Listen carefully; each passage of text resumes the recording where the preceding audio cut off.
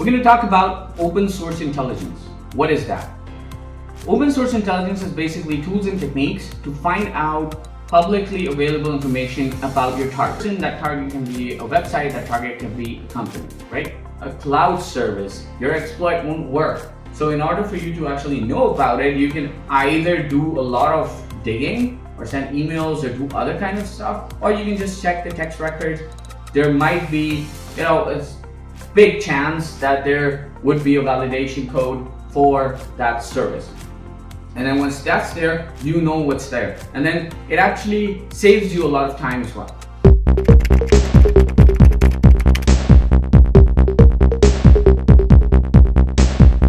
Good morning, good evening, good afternoon, ladies and gentlemen. This is the guy with the gray hat. Welcome to my channel. We're going to talk about open source intelligence. What is that? Open source intelligence is basically tools and techniques to find out publicly available information about your target. That target can be a person, that target can be a website, that target can be a company, right? Okay.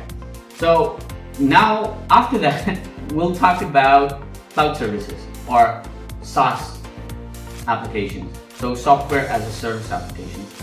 What happens is most of the companies nowadays are going on SaaS, right? They don't install software on your data center. So on-prem, they don't do that, right? What they do is, what they want is because it's beneficial to them and it's easy for them to manage because it's on their side.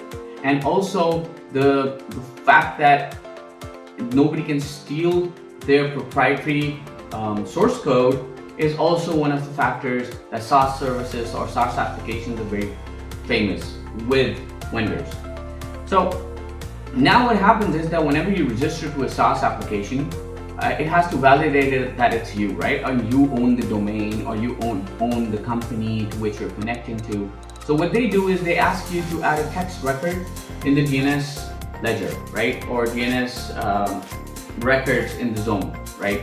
What that is that it's a small text TXT record on your overall, I won't call it ledger, but yeah, let's say that it's a ledger, right? In which there are different domain DNS records for your domain, right? So if someone says www.abc.com or abcexample.com, then in that case it would be the DNS server would connect to or look at the DNS records for your domain, and then after that it would look at the records exactly that's matching them, and then translate it and then connect to that service, right? So if there's a text record, it doesn't actually change anything, but it is nowadays used for validation that you own the domain, right? Because if you own the domain, you own the DNS records, right, of the registrar or your hosting service. So once you do that, in that case, their name is on your text record and it's public, right? So any attacker, and we're going to go through the full steps if an attacker wants to target an application, right? So in fact, let's start with that. So this target.com, right? Target.com as in your target.com, not the company target, right? So you say there's an application or a company that the attacker wants to target, right? So what he does is he goes and dumps the text records, and it's very easily done. I created a tool, domain analysis tool. It actually does that as well. And other than that, you can find many other tools online in Kali Linux as well, which actually do that. So it's very easy to do. A dig, DIG, is also a very famous tool and actually helps you do that as well. So what you do in dig, you just write dig, hostname, the website's name like abctarget.net.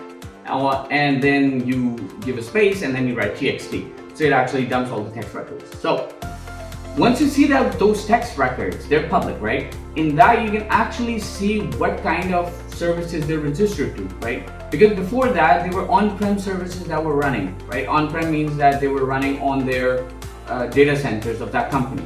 So you would never know about them, right? So in order for you to actually find out or do open source intelligence or information gathering, you would have to go to LinkedIn, you would have to actually check out all the job postings that they post about and the people who are actually working there and what's their expertise. And then from there you would actually guess, oh, okay, these guys are Azure specialists, or these guys are AWS specialists, you know.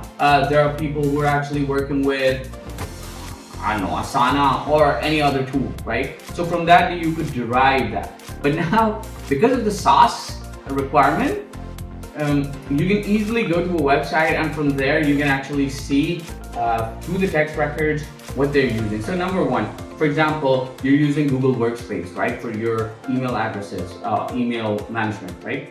So for you to directly attack an exchange, and you have an exploit that actually does that, and you create a full campaign that actually attacks that, that wouldn't make sense, because they're using an external party, and that's Google Workspace, right? But you actually don't know about that. So if you don't know about it, it'll take you a much longer to actually create a campaign and actually do that. But with the DNS record, you know that, you know, they're using Google Workspace, it's easy to check, and then you target that if there is any target, right?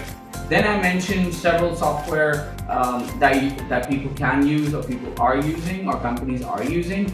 Their names might be in the text record as well, because those are SaaS-based applications, right? So in that case, you would actually know which applications they're using. So number one, that would actually help you. Like, for example, if there's a SaaS application and there's no vulnerability in that, but there's an old application that's on-prem that has a vulnerability, right? But you know that they're using that, yep. And you sort of target them and you say, oh yeah, we're done. That's awesome. You know, I'm getting into that. I'm giving a penetration testing report, and we're good to go. And everybody would be happy. No. In that case, now they're on a cloud service. Your exploit won't work. So in order for you to actually know about it, you can either do a lot of digging or send emails or do other kind of stuff, or you can just check the text records. There might be, you know, it's big chance that there would be a validation code for that service. And then once that's there, you know what's there. And then it actually saves you a lot of time as well. So this is a problem, and the issue is that nobody's talking about it, and most of the companies, or SaaS applications or cloud applications, they need it, right? For validation. That's how their validation works, and it's easy to do, easy to access. You know, I was setting up my certificate on my website, and during the process, they actually said, oh, ownership validation. So they actually gave me a text record to add to my zone, DNS record zone, and then they will validate it, and then once validated, I can delete it, right? But in this case, I could delete it. But in most of the cases, when they want to do continuous validation, they need your text record to be there on the ledger, and that's a bad thing. So just keep that in mind, and if an application or a SaaS service wants that, try to ask them, or try to contact their support and ask them if they can validate it in another way, in which you don't actually have to add something in public. That actually helps the organizations as well. So yeah, that's what I want to talk about today. If you like my channel, if you like my videos, please support, like, and subscribe. Thank you. Have fun. Stay safe. Peace.